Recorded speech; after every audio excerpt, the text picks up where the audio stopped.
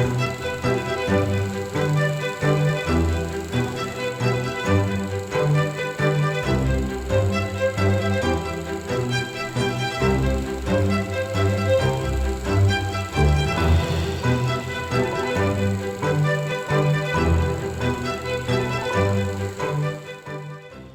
to this very special edition of History Through the Lens. I'm Tom Schaad. We're going to revisit a conversation that I had about a year ago with a woman who has a deep love for America, having fled tyranny at the point of a gun, literally. We're talking about a short segment with Miriam Miyares. I did that for Hispanic Heritage Month with her. That was back in 2024, just about a year ago. And she and members of her family escaped Cuba during the early years of the Castro regime.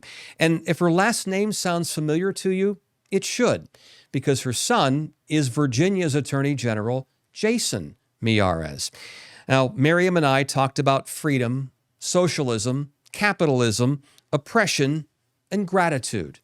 And I thought that you should see more of this discussion in this episode of History Through the Lens. The thing was, my mother was elderly because I was born when my parents were in her 40s. And my brother had been put in jail over Bay of Pigs, and then again during the missile crisis.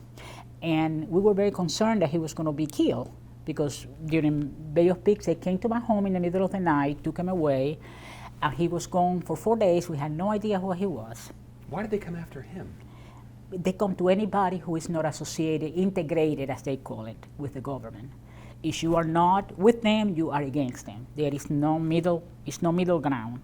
You're either with the communists, with the socialist people, or you're not. There is no middle ground. So my brother wasn't any kind of political thing. He just didn't agree with it.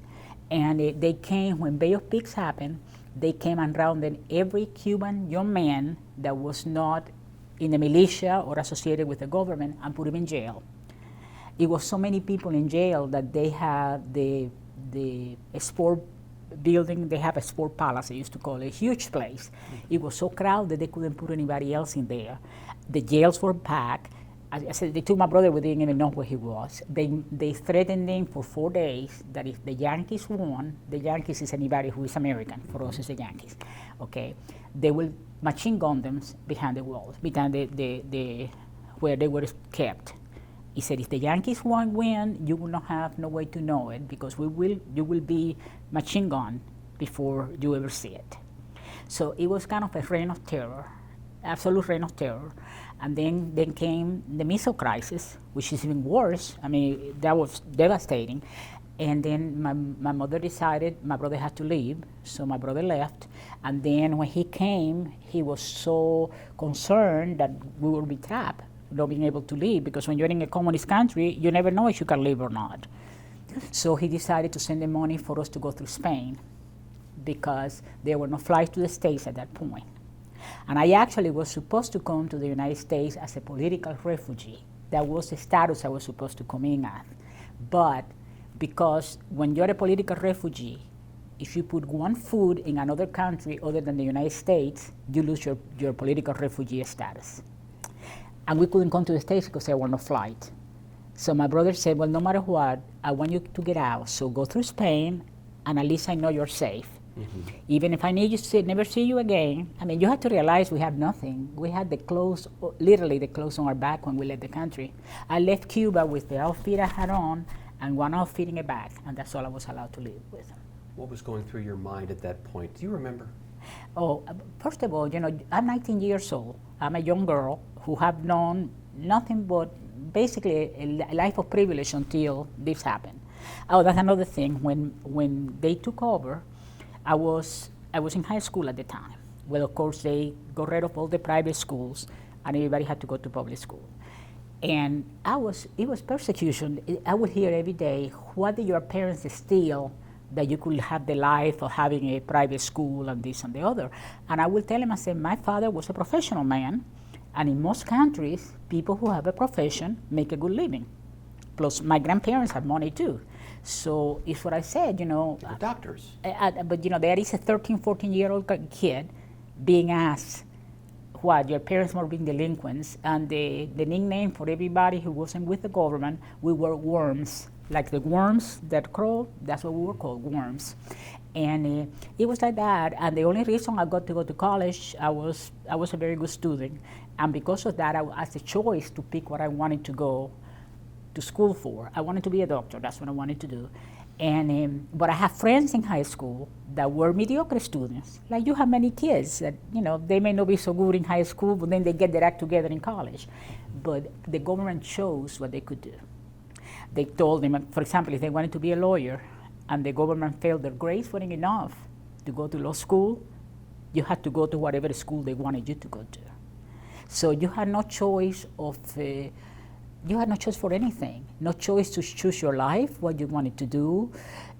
I remember coming to the United States in the middle of when Vietnam was going on and the wars was going on and all that. This is after Spain, and you came to the United States. Yeah, I went to Spain and stayed there until I got my resident visa, because obviously I loved my political refugee status.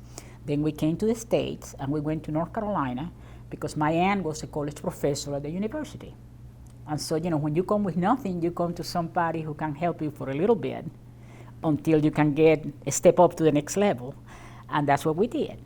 We never had, which I hate the idea of giving people money when they don't work. I came December the 21st is when I landed in the States. I was working the first week in January. What year was that? 1966. 1966. Because we didn't have anything. I mean, we absolutely had nothing. And my brother was working. He had sent us through Spain, and he didn't expect us to get out of the country as quickly as we did, of Cuba, because sometimes you linger for 4 or 5 years. And they did let us out, so he didn't have time to regroup money financially. He only been in the country a year and a half. What did you expect when you came to America? Well, you have to realize for a 19-year-old, it's a cultural shock. Music is different. Everything is different, but I knew one thing. I knew that coming here, I will have the freedom to do what I wanted to do, okay? That I will be able to choose my path, that nobody was gonna choose it for me. My uncle, the one that you see on the pictures, he was a big lover of the United States. His house, I used to call it the White House because he used to have a pedestal with a Cuban and an American flag in the corner. My 2 cousins came to the States for high school. I was supposed to come because I graduated 2 years early from high school. I was supposed to come to the States for 2 years before the university would accept me, because in Cuba you couldn't go to university, you were 18, and I was 16. I was a month after I turned 16 is when I graduated high school. But of course all that was washed away when Castro took over. So I always had a good idea what Americans were. My uncle will come for medical conferences, and he will have people invited to his house in Cuba, American people. So I knew Americans were good people. You know, I mean, I knew that. And because I have contact with them. And I came here, but I was petrified. I mean, you come to a place where the culture is different. You know, Americans are a lot more liberal even then than we were. I mean, in Cuba, even to the time I was a young woman, you dated with chaperone. Your mother went with you, and when the guy came to visit you, he had to come to your house. You didn't go out. He came to the house and visited you at home. So then I come to the States, and of course that doesn't exist here. And I told my mother, I said, Mother, you know, if I don't go by myself, I will be an old maid. When we come back, Miriam Miyares talks about the hard lessons taught by human nature as she compares free markets with socialism and later communism under the Castro regime in Cuba.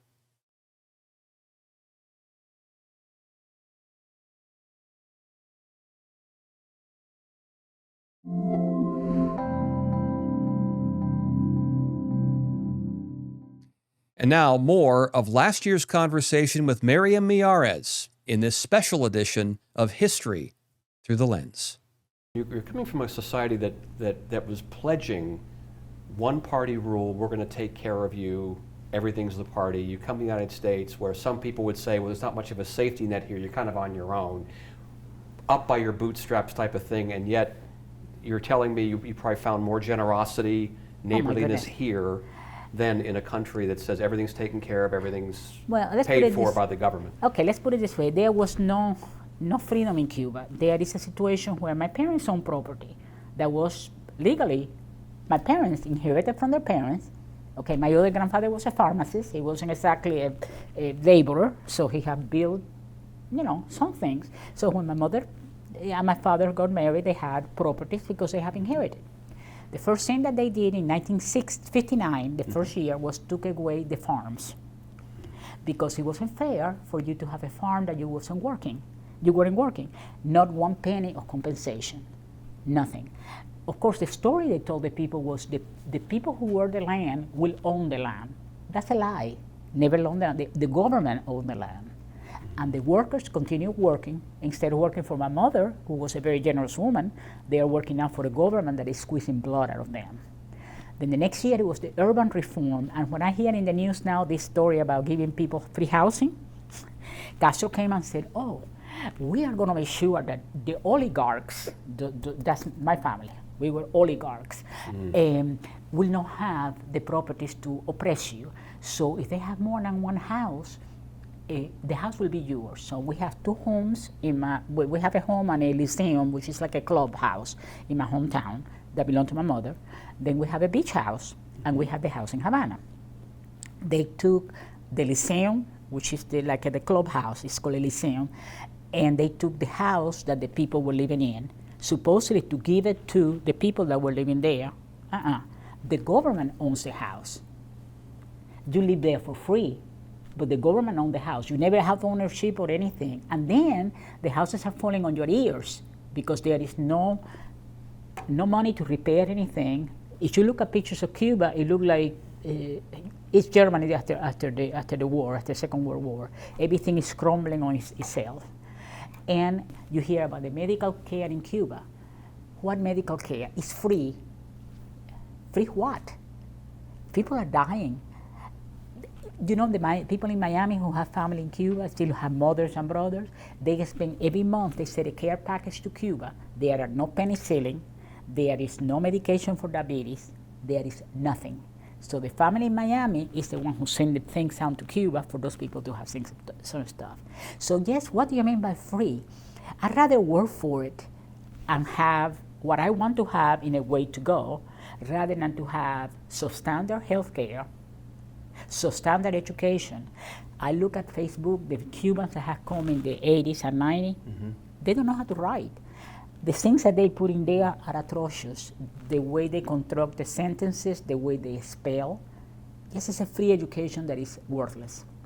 It's worthless. When I was going to be a doctor, medicine in Cuba was 7 years to get a doctor. We don't do like you do 4 years of bachelor and then, no. If you study medicine, you start from day one for 7 years. 7 years. You know how many years is now to get be a doctor in Cuba? 2 years. They are not doctors, they are medics. It's not better than what the army has when they had the guys that are trained to take blood and whatever. When Chavez, you remember Chavez, the president of Venezuela? He adored Castro. He said Castro was his father. When he got sick with cancer, he decided to go to Cuba to be treated. And I thought to myself, good riddance, he'll be dead in 3 months. And he was. He was. He was in 3 months because there's no medical care. So all this, see, I have a problem with what I'm hearing on the news. For me, this is very scary because I'm hearing things that I heard before, and I know where they are leading to. The stories about the free this and we are going to give you, the government don't give you anything. We human beings are the same all over the world. If you give us a carrot and you put it there and we have any ambition, we are going to crawl to get to that carrot. But if you take that carrot and tell us, no matter what you do, everybody's going to do the same, you have no incentive to be better. So what happened in the industries stop producing because what are we doing this? What is the benefit to us? We are going to get a certain amount of money no matter what, the same as everybody else. And unfortunately, human beings are not built that way. And it's not that you're greedy. It's just that it's nothing wrong with having God-given ambition that you want to do better for yourself and your family. That's something that I think that's a wonderful quality that human beings have. You don't have to be greedy. You can be very generous and do charities and do whatever. I was a recipient of charity when I came. Jason is very big on the Salvation Army because guess what? When I came after Castro, that's another thing. The stores became empty. In Cuba, you could go to a store just like in the United States and buy anything you wanted anywhere if you had the money to buy it. Then there was nothing. There was no material. There were no shoes. There were nothing. You have a rationing card that allowed you 2 pairs of shoes a year, but the problem is there were no shoes to be had. So you didn't have anything. So I lived in Cuba because I was 12 years old when he took over. By the time I was 14, there were nothing. In the stores were empty. So my mother, of course, I was growing. I was going from being a child to being a young woman. So my mother had to take my sisters and my cousins dresses that they didn't want or couldn't wear anymore, and have the seamstress fixing for me so I could have some clothes because I had nothing. My granddaughter, my niece, when my niece was born in Cuba, there were no material to make outfits for the child. So my mother took some of my brother's old shirts and she will make jumpers for the little girl. This type of thing is what I'm talking about. And you were an upper middle class family in yeah. Cuba, weren't you? That's Yeah. about the same economic. Yeah, and then when I came here, I couldn't. How can I afford to buy anything? We never got, which is something I'm extremely proud of. I'm glad they didn't have welfare then, but we never got a handout from anybody.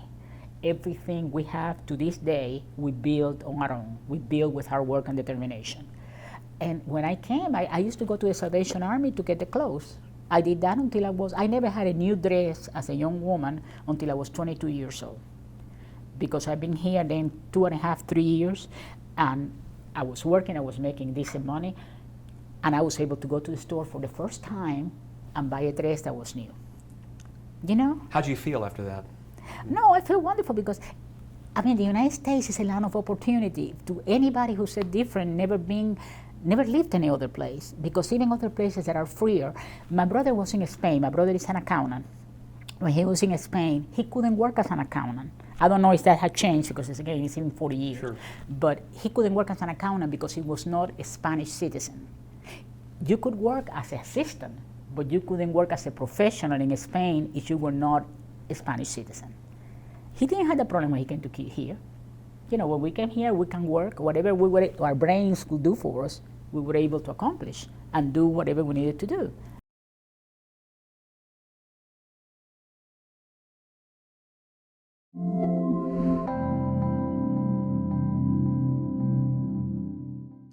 And now, more of last year's conversation with Miriam Miyares in this special edition of History Through the Lens.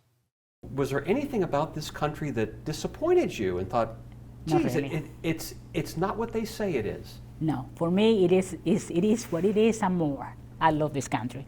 I have had so many, the people here are so generous. I can say, I don't think of anywhere in the world where people are as generous as the United States. When I went to Spain, I don't know if it had changed because I've been visiting, but I haven't lived there. But I lived there for 3 months when I left Cuba. It was very class conscious. If you were from the upper class, you were here, but you couldn't connect with the people that were lower class. That's something I did not have in Cuba because my mother was very much, believe everybody was the same. We had to treat everybody the same. But that was the way it was in Spain. That's one thing I love in the United States.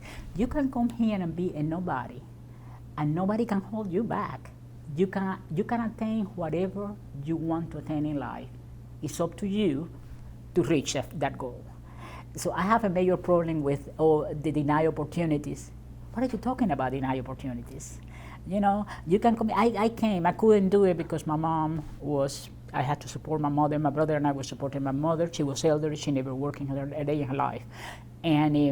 But I had the opportunity to go to Duke University with a scholarship. They offered me that when I came, and I couldn't do it because who was going to support my mother? So they paid my schooling, but how my mother going to eat? And it wasn't fair for my brother to have to take the burden on himself.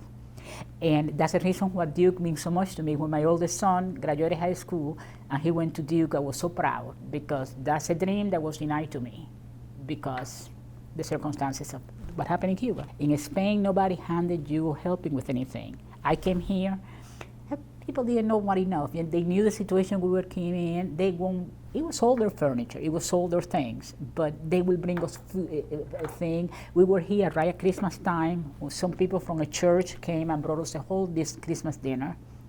I have broken my glasses in Spain. I broke one lens in Spain and one lens in London in the transit of coming.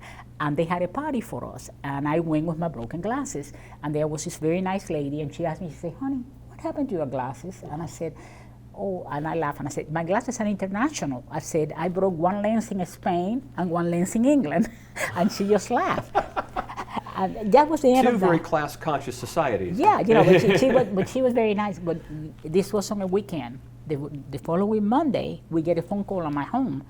And my mother didn't speak English. She said, Miriam, somebody's speaking on the phone. I said, okay. I get, and it's a Dr. Taylor, which she was the best ophthalmologist in Greensboro, North Carolina at that time.